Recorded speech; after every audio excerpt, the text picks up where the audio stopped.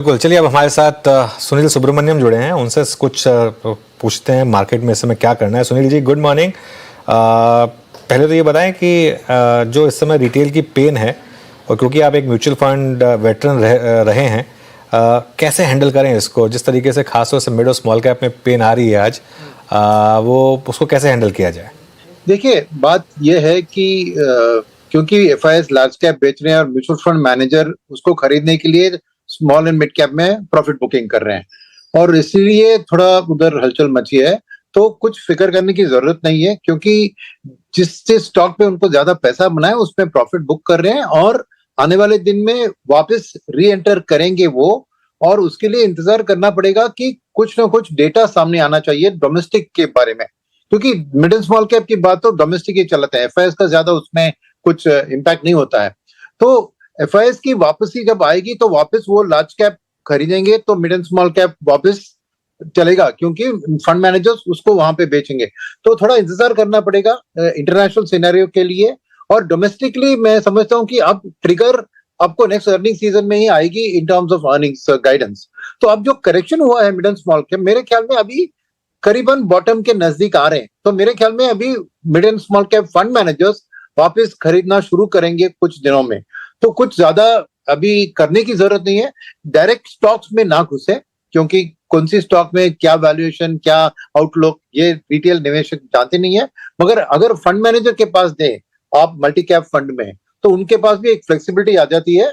और इस टाइम में मैं कहूंगा कि क्योंकि इतना गिरावट हो चुका है, आप जो भी एसआईपी कर रहे हैं ना उसको टॉप अप कीजिए, क्योंकि ये जो करेक्टेड टाइम में आपको यूनिट्स खरीदने का एक मौका मिल रहा है ना, लॉन्गर टर्म इन्वेस्टर्स के लिए ये बहुत फायदेमंद होगा। तो आपकी जो एसआईपी चल रही है तो उसमें थोड़ा बहुत एक्स्ट्रा ऐड कीजिए कुछ अगले 2-3-4 महीने के लिए। अपने मौजूदा एसआईपीज में थोड़ी सी जो आप वैल्यू है ना वो ऐड कर सकते हैं, ताकि जो आपका एडिशन एट बॉटम लेवल्स हो वो थोड़ा, मतलब जो एवरेजिंग चल रही है इस वक्त उसमें नीचे का एडिशन थोड़ा सा ज़्यादा हो, स्ट्रॉन्ग हो।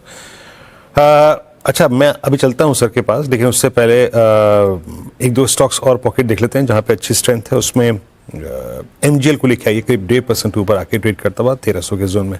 अच्छा, चलते हैं एक बार सर के पास एक बार फिर से। सर, ये जो आपने बात की ना कि अपने लोअर प्राइसेस के चाहे वो एसआईपीज हो या फिर एडिशंस, उसको थोड़ा सा बढ़ाइए। सबसे स्ट्रॉन्ग कन्विक्शन इंडिविजुअली अगर मैं सेक्टर्स पे ट्रांसलेट करूं अपने इस डिस्कशन को, तो वो कहां पर है आपका?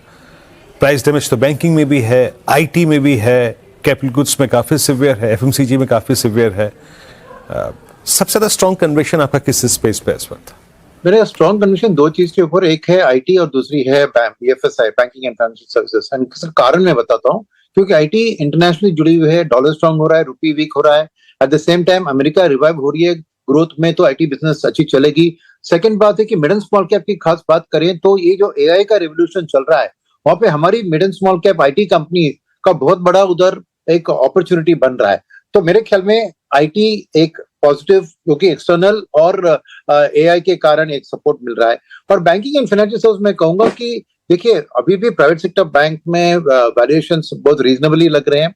सेकेंड चीज है कि ये जो 1 लाख करोड़ का जो एक गिव अवे गया है फाइनेंस में, वो टाइम लगेगा मार्केट में अंदर में, बट वो दोनों तरफा आएगा, थोड़ी बहुत कंजम्पशन में आएगी और थोड़ी बहुत आपको सेविंग्स में भी आएगी।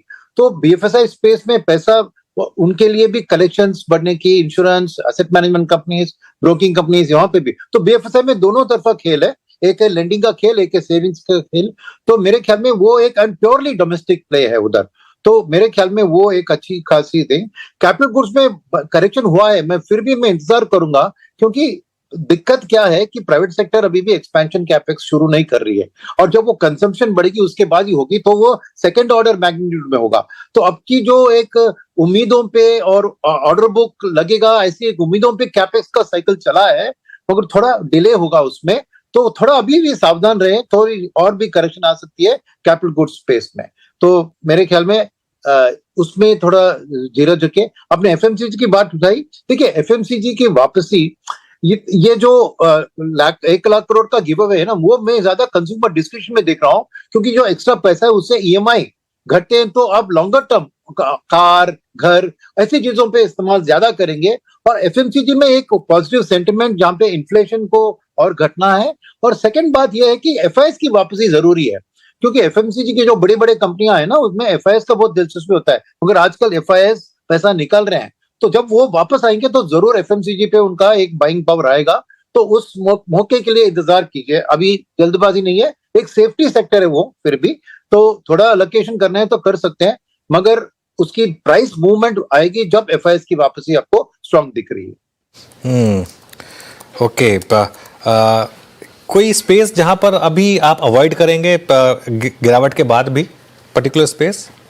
देखिए, अवॉइड मैं करूंगा कि अभी भी मैं, other than PSU banks, PSE public sector enterprises, defence, वो वाले रेलवेज, ऐसे वाले जिनमें बजट में भी कुछ ज्यादा सपोर्ट नहीं था, और अभी अमेरिका के साथ गठबंधन में अगर हम डिफेंस के प्लेन सब उधर से खरीदने वाले हैं, तो डोमेस्टिक के लिए क्या रुझान होगी अभी डाउटफुल है। तो overall public sector enterprises PSC index भी देखें तो वहां पे करेक्शन ज्यादा हो रहा है, तो उधर और भी पेन हो सकता है। तो मैं generally, but public sector bank तो मैं एक्सेप्शन करूंगा, क्योंकि बैंकिंग में उनका भी एक अच्छा हाथ है, और ये पैसे का फ्लो जो है वो डेफिनेटली उनके खासा को भी सपोर्ट करेगा। सो पब्लिक सेक्टर बैंक को छोड़कर बाकी पब्लिक सेक्टर में थोड़ा सावधान रहूंगा। मैं अभी फ्रेश निवेश की सलाह नहीं दूंगा।